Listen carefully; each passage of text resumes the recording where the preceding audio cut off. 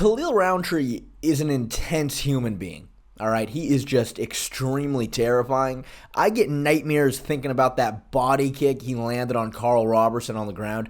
You know, poor Carl was pissing blood for, I'd say, minimum about a week after that fight happened. And that's not it. That's not it. Khalil, he is just so jacked. His neck is so girthy. He fights with so much intensity and so much violence. He is just, frankly, a terrifying individual. And I have been to a Diddy party, but I think that's beside the point. You know, with all of that being said, nobody is really giving him a chance to beat Alex Pereira. They think Alex is just far more skillful, far more accurate, taller, longer. They think he's fought better competition, and they think Khalil really is just being put in there to lose. And look, I genuinely believe that Khalil Rountree has all of the attributes to win this fight.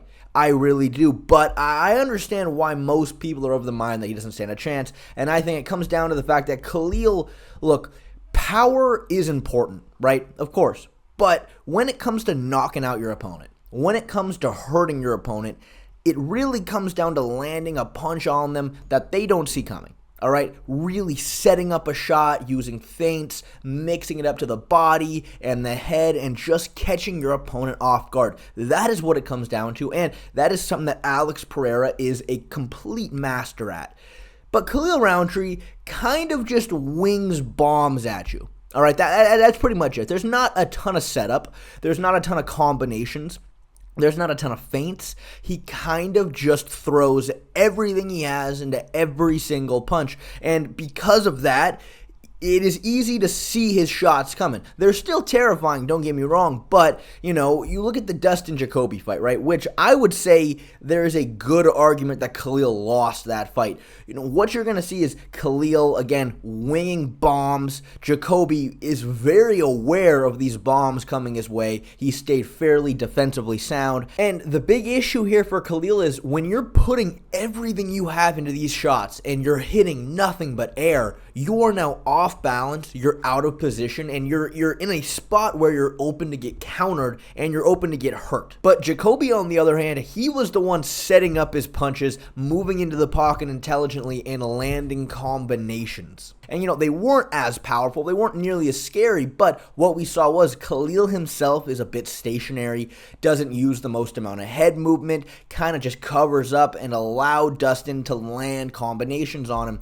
And, you know, it comes down to that Muay Thai style that Khalil uses. You know, when you watch a lot of traditional, old-school Muay Thai, what you're going to see is two guys standing across from each other, you know, a high guard, bouncing that lead leg, and they just take turns throwing at each other. And, you know, Khalil, he kind of does this. And look, depending on who he's fighting, this style can still work amazing. Like, Anthony Smith, to me, is the definition of a very hittable target. Just kind of stands in front of you. He's not particularly fast. He's not particularly defensively sound. He doesn't use a whole lot of movement. And, you know, that is the kind of matchup that Khalil is going to shine in. But even then, Anthony continuously throughout that fight was catching him with the jab, catching him with straight shots right down the middle because, again, Khalil, he's just not moving. He doesn't use any head movement. He is just standing there right in front of you. But still, I mean, he was catching Anthony a lot. But because he wasn't setting up his punches, because he wasn't trying to catch Anthony off guard, Anthony was able to tank a lot of them. It wasn't until the final finishing sequence when Khalil mixed in an uppercut that Anthony did not see coming and then followed it up with a right hand, caught him super clean, finally with a punch that Anthony wasn't just bracing for, and this is where he really hurt him and finished him. And this is where, to me, it gets a little frustrating watching a guy like Khalil Rountree because, again, he has all of the attributes to be such a devastating striker. He has an absolutely wicked amount of power and speed, and he has shown moments of really setting up his punches well, but primarily, he just doesn't do it. You go back to the Carl Robertson fight, and again, Carl Robertson himself was a glory kickboxer, and you look at the final sequence Khalil used to finish him. He starts with a lead right hook. All right? Then he throws a 1-2 down the middle and then another hook right around the guard. It was the perfect setup to catch him off guard. And again, when Khalil strikes intelligently, he's such a fucking problem. He just doesn't do it enough. I mean, look, if he is only throwing single big shots against Alex Pereira, there's no point in watching this fight.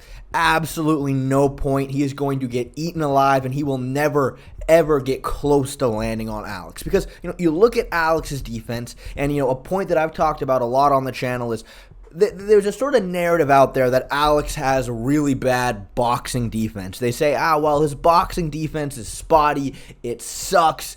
But you know what? Look, it's not his strong suit, but that is on purpose. When you look at Alex Pereira's style, what he likes to do is he likes to stand very tall. He keeps his hands kind of down and out. And the reason for that is he wants to catch you with short shots that you don't see coming in the middle of his combinations. This is what he did to Jiri. It's what he did to Jamal Hill. It is so devastating because, again, he is setting up his shots very intelligently. He's landing right when you do not see it coming, and he sacrifices a little bit of boxing defense in order to do this. And this typically is never a problem for Alex because he's never throwing out of position. He's never way in front of his hands or off balance. He stays behind his shots, and it's very difficult to capitalize on the fact that he doesn't use a ton of head movement. The only time it can really come back to bite him and you can really catch him clean is if you have him against the fence. Because for the most part, you go at Alex winging big shots, he's just going to back up. And even if you do catch him, again, he's not running into any punches. So he's not typically going to get super hurt by anything you touch him with.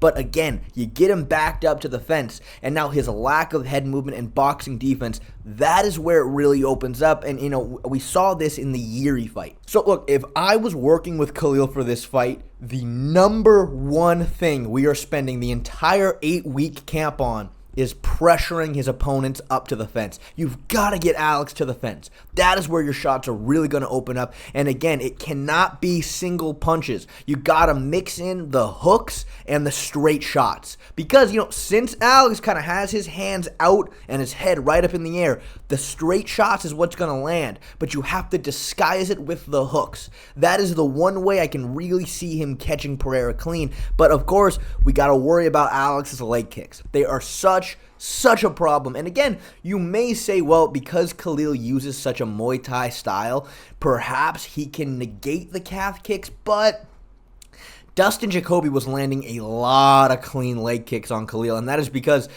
ever since the Ian Cutelaba fight, Khalil does not bounce that lead leg the same way he used to because, if you don't put any weight on the front leg, you are extremely susceptible to takedowns, and I would say single legs primarily. But you don't have to worry about it in this fight, so you have got to be bouncing that lead leg. I want absolutely zero weight on his lead leg. That is the one way we can really negate Pereira's calf kicks. So I need him with a really high guard, chin tucked, always bracing for Pereira's punches, bouncing that lead leg, and you got to find a way to pressure. Just keep heading Pereira off. Try to get him to back up.